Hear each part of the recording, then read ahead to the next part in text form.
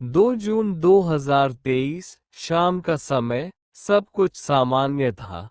लोग अपने घरों की ओर जा रहे थे, कुछ अपने सपनों की तरफ, कुछ अपने परिवार से मिलने। किसी को नहीं पता था कि कुछ ही मिनटों में भारत का एक ऐसा हादसा होने वाला है जो सालों तक याद रखा जाएगा। ओडिशा ट्रेन कलिजन 2023 एक ऐसा ट्रेन हादसा जिसने पूरे देश को हिला दिया।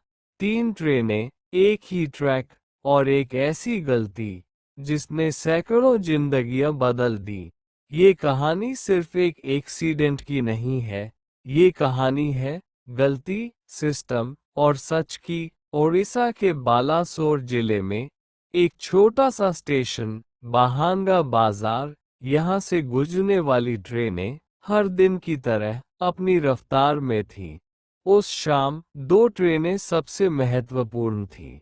एक शालीमार से चेन्नई जा रही कोरोमंडल एक्सप्रेस और दूसरी बेंगलुरु से हावड़ा जा रही यशवंतपुर हावड़ा सुपरफास्ट एक्सप्रेस। सब कुछ सामान्य लग रहा था, लेकिन एक तीसरी चीज भी थी। एक मालगाड़ी जो पहले से ही एक लूप लाइन पर खड़ी थी। यहीं से कहानी बदलती है। रेलवे सिस्टम में हर ट्रेन को सही ट्रैक पर रखने के लिए सिग्नल और इंटरलॉकिंग सिस्टम होता है। ये सिस्टम तय करता है कि कौन सी ट्रेन किस ट्रैक पर जाएगी। लेकिन उस दिन कुछ गलत हो गया। कोरोमंडल एक्सप्रेस, जिसे मेन लाइन पर जाना था, उसे गलती से लूप लाइन पर भेज दिया गया, जहां पहले से मालगाड़ी खड़ी थी। स्पीड करीब 120 किलोमीटर प्रति घंटा। और फिर एक भयानक टक्कर, इतनी तेज कि डिब्बे एक दूसरे पर चढ़ गए। लोहा मुड़ गया और चीखों की आवाज चारों तरफ गूंजने लगी। कुछ ही सेकंड में सब कुछ बदल गया। लेकिन हादसा यहीं खत्म नहीं हुआ।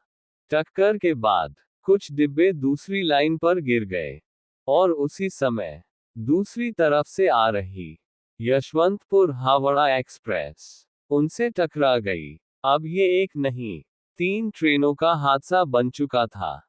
चारों तरफ अंधेरा, धूल और मदद के लिए पुकारते लोग। कोई अपने परिवार को ढूंढ रहा था, कोई खुद को संभालने की कोशिश कर रहा था। रेल के डिब्बे ऐसे दिख रहे थे जैसे किसी ने खिलौनों को तोड़ दिया हो। स्थानीय लोग सबसे पहले मदद के लिए पहुंचे।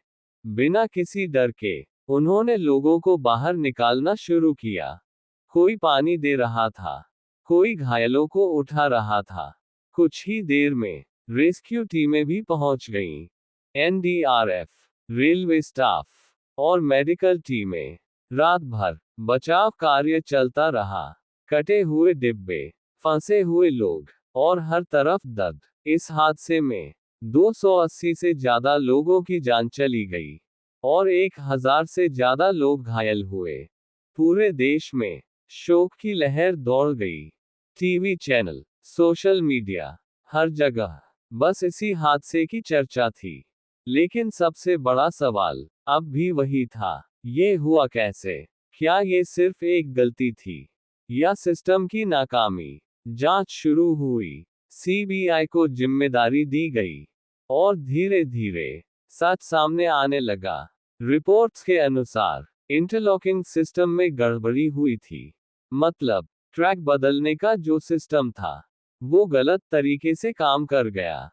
कुछ रिपोर्ट्स ने ये भी कहा कि पॉइंट मशीन में छेड़छाड़ या गलती हुई थी, जिसके कारण सिग्नल सही दिख रहा था, लेकिन ट्रैक गलत सेट था। यानी ड्राइवर को लगा कि सब ठीक है, लेकिन असल में वो सीधे खतरे की ओर जा रहा था। ये एक ऐसी गलती थी जो दिखाई नहीं देती, लेकिन उसका असर बहुत बड़ा होता है। सरकार ने पीड़ितों के लिए मुआवजे की घोषणा की। रेलवे ने सेफ्टी सिस्टम को और मजबूत करने की बात कही। लेकिन जो खो गया, वो वापस नहीं आ सकता। इस हादसे ने हम सभी को एक सवाल दिया, क्या हम सच में सुरक्षित हैं? हर दिन लाखों लोग ट्रेन से सफर करते हैं। उनमें से हर एक अपने घर पहुंचना चाहता है। लेकिन एक छोटी सी गलती सब कुछ बदल सकती है। ये कहानी डराने के लिए नहीं है।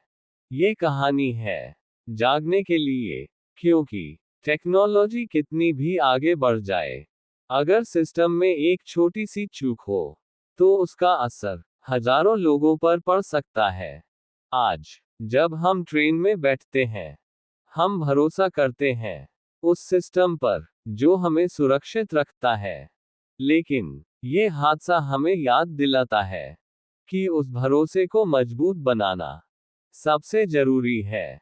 ओडिशा का ये हादसा सिर्फ एक दुर्घटना नहीं था, यह एक चेतावनी थी। एक ऐसी चेतावनी जिसे भूलना नहीं चाहिए, क्योंकि हर सफर सिर्फ मंजिल तक पहुंचने का नहीं होता, बल्कि सुरक्षित पहुंचने का होता है। और यही सबसे बड़ी सच्चाई है।